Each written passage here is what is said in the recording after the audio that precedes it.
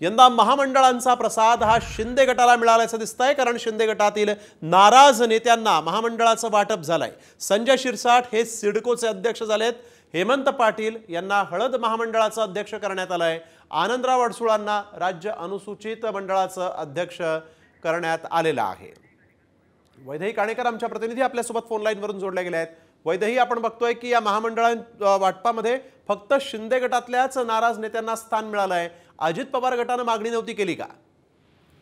नक्कीच आपण बघतोय की गेल्या अनेक दिवसांपासून खरं तर महामंडळाचं वितरण केलं जावं म्हणून अजित पवार देखील आग्रही होते। मात्र अजित पवार यांच्या कुठच्याही नेत्यांचं पुनर्वसन जे आहे ते या निमित्तानं झालं नसल्याचं तुर्तास तरी दिसून येत आहे। मात्र आपण बघतोय की शिंदे गटाच्या 3 नाराज नेत्यांचं पुनर्वसन करण्यात आलेलं आहे।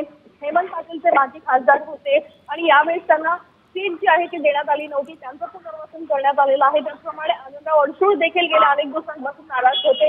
नाराजीची वक्तव्य त्यांनी उघडपणे व्यक्त केली होती आणि अखेर एकनाथ शिंदे यांच्याकडून किंवा सरकारकडून जे आहे ते त्यांचं पुनर्वसन या ठिकाणी करण्यात आल्याचं दिसून येत आहे। बिलकुल, धन्यवाद वैदेही आपण दिलेल्या या सविस्तर माहितीसाठी।